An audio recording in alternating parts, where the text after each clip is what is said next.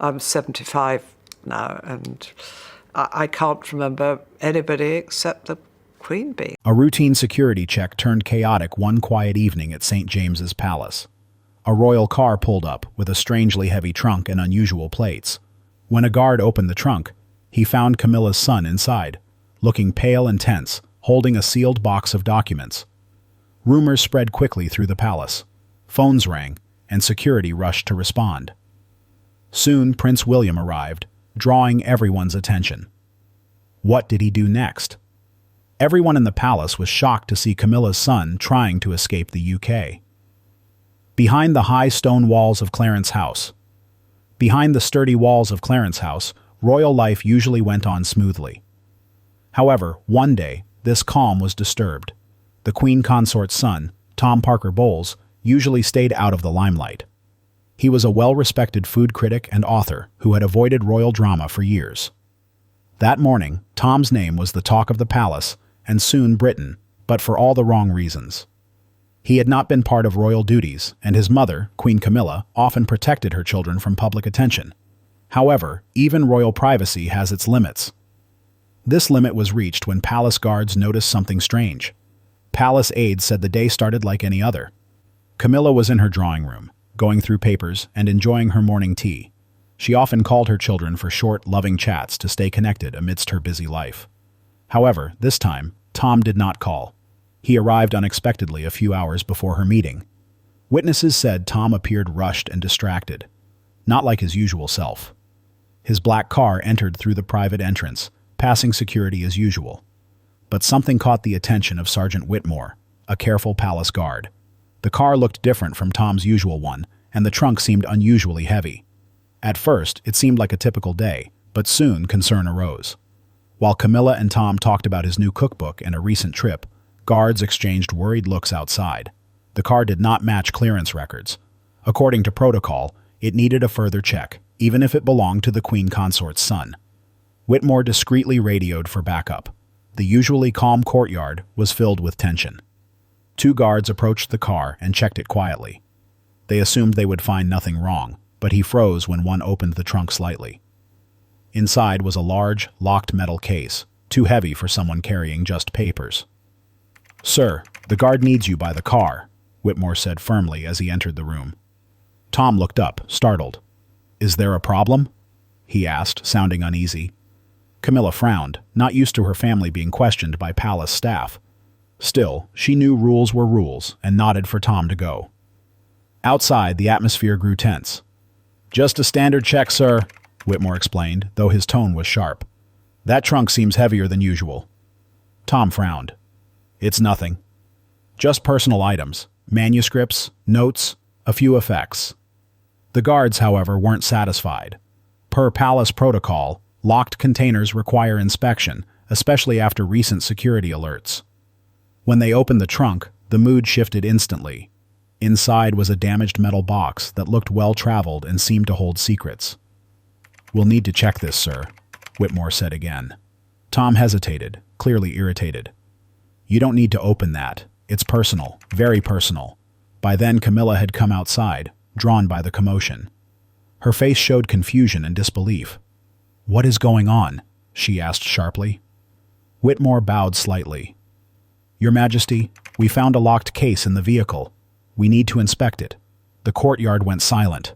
Even staff members stopped pretending not to listen. Before anyone could respond, another car pulled up. This time, it was Prince William's. He stepped out quickly, his face unreadable as he looked from Tom to the guards to Camilla. The timing couldn't have been worse. To onlookers, it looked like Tom had been involved in some underhanded act, and William's sudden arrival only added to the intrigue. Soon, rumors spread online and in the press. Was Tom trying to smuggle something out of the country? Was he escaping a dispute? No one could confirm, and Buckingham Palace only said that a routine inspection occurred. Still, one question remained. What was in that box? It was heavy enough to raise suspicion, secret enough to make the Queen Consort react, and severe enough to silence the palace afterward. Whatever the truth, that day sparked a royal storm. This time, it was not the crown making headlines. It was Camilla's son. The day William stopped Camilla's son from fleeing the UK. You won't believe how an ordinary afternoon at Windsor turned into a massive scandal that had everyone talking for weeks. It all started with a car. A shiny black sedan parked at the edge of the estate with a nervous guy gripping the wheel. That guy? Tom Parker Bowles, Queen Camilla's son. He looked ready to bolt, like he wanted to leave the UK fast. But someone noticed him, and that someone was Prince William. William wasn't looking for trouble. He was just there to discuss family matters and ease tension between his stepmom and the other royals. As soon as he arrived, he saw guards huddled around Tom's car, looking tense. William asked, "What's going on?" He was calm, but you could see he was paying attention. Tom had tried to leave after his travel papers hadn't been checked out. And that trunk? It felt oddly heavy. Tom said it contained kitchen items, but he looked anxious, which made everyone even more on edge. William noticed Tom's nervousness and the guards' expressions. This was more than a misunderstanding. Just then, Camilla showed up, angry that her son was caught in such a mess, especially with William involved. But William wasn't acting like a stepson. He was in full future king mode. He asked for the key. Tom tensed up, but, being on royal ground, he handed over a minor silver key, his hand shaking slightly. When the trunk opened, it didn't reveal pots or pans. Instead, there were stacks of handwritten pages, a few leather journals, and at the bottom, 2 sealed envelopes with writing that William recognized instantly. His mother, Princess Diana. The atmosphere turned cold. Diana's private letters were meant to remain locked away in the archives. Nobody outside the royal circle had seen them for years.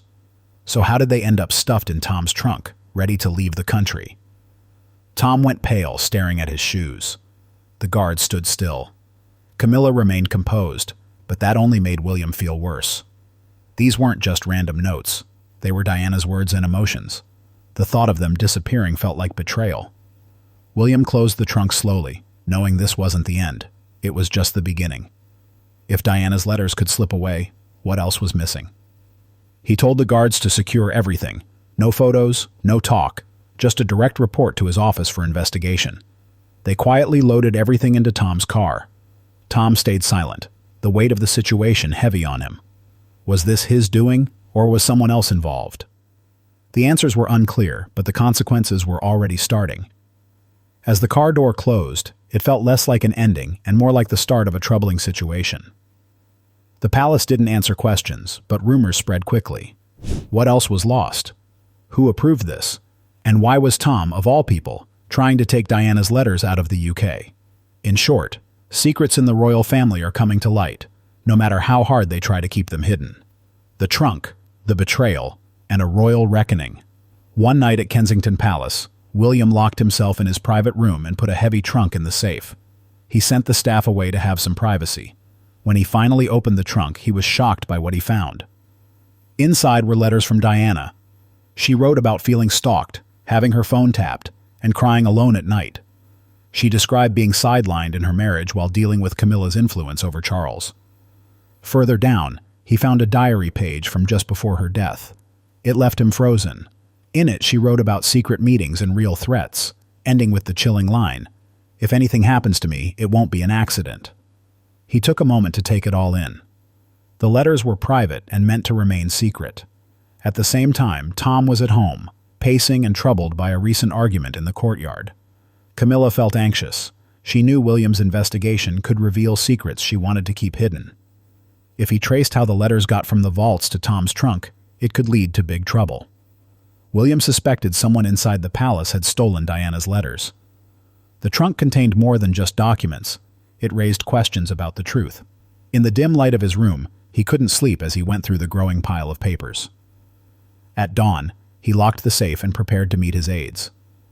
News was spreading fast. Rumors moved quickly from Kensington to Clarence House to Buckingham Palace. By 8 a.m., he briefed Sir Clive Alderton, the king's former secretary, explaining that these papers were important and needed careful handling. Clive suggested 2 approaches: keep it quiet or go public. William chose a middle ground, thinking hiding it could raise suspicion, while going public could hurt the family's reputation.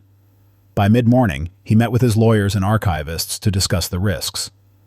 William called Charles, who gave vague advice. Act quickly, but protect the royal image. Camilla was in crisis mode too, telling Tom to remain silent. William's team debated involving the police, but he rejected that and full secrecy, knowing either could lead to disaster. Instead, they brought Tom in to talk with royal lawyers. He claimed ownership of the trunk but couldn't explain how its documents got out, which raised tensions. By evening, Kate asked William for their plan. He noted that hiding would cause slow damage, while pushing too hard could tear the family apart. With the media probing, the palace issued statements and tightened security.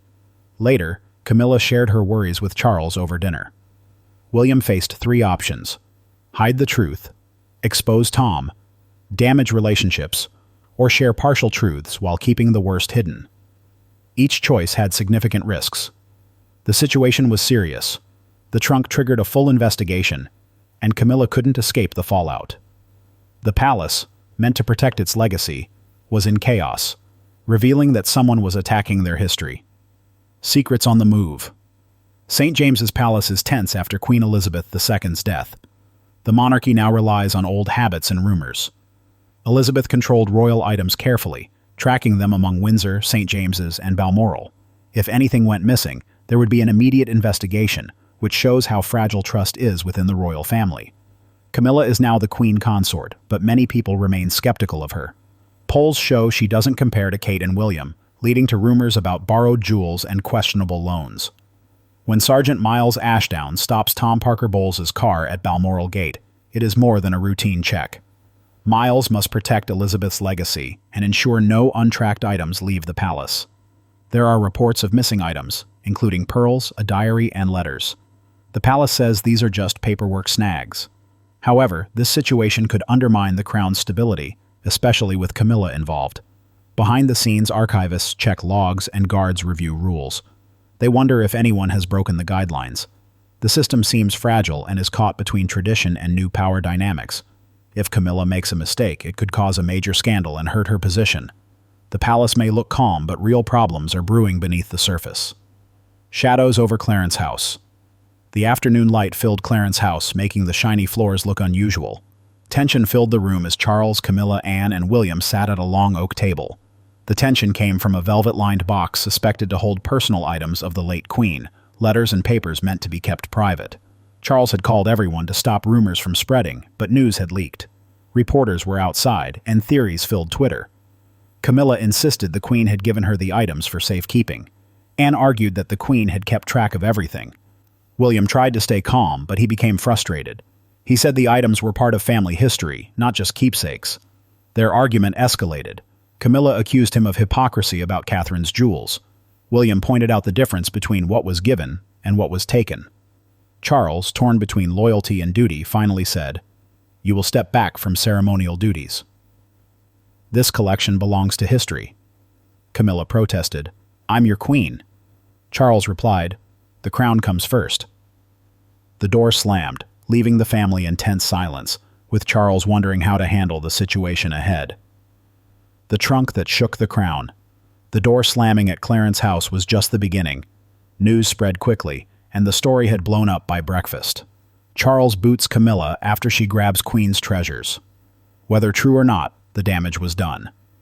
What started as a family argument turned into a global sensation. The first pictures were harsh. Camilla, with her head down and wearing sunglasses, left Raymill House while tabloids called her the exiled queen. People debated whether she crossed a line or was being used as a scapegoat. Charles's message of duty above all didn't sit well with many, creating doubt among the public. William's leaked statement, "My mother's memory is ours to protect," resonated with many and helped boost his popularity. He and Kate appeared to be the stable figures the public needed. Even Anne gained support as the defender of royal values. However, a mysterious trunk kept the chatter going. Insiders hinted at sealed letters and keepsakes of Diana, leading to wild speculation. If one box could cause such uproar, what other secrets might be hidden in Balmoral or Sandringham? The fallout also affected the Commonwealth, leading to discussions about breaking away from the monarchy in Australia and Canada. In the US, late-night shows mocked the situation, calling it a never-ending soap opera. French media even criticized Charles for being out of touch. By the end of the month, Camilla's approval rating dropped significantly, while William, Kate, and Anne gained support. The most significant loss was trust. Elizabeth built her reputation by being present and quiet, but now it seemed shaky. This crisis began with a low-key guard, Sergeant Miles Ashdown, who showed that everyday people sometimes reveal the truth that influential figures wish to hide by just doing his job. The storm was starting. What pushed Camilla's son to consider leaving the UK after the trunk discovery? Share your thoughts. We want to hear. If you found this interesting, like, share, and subscribe for more royal updates.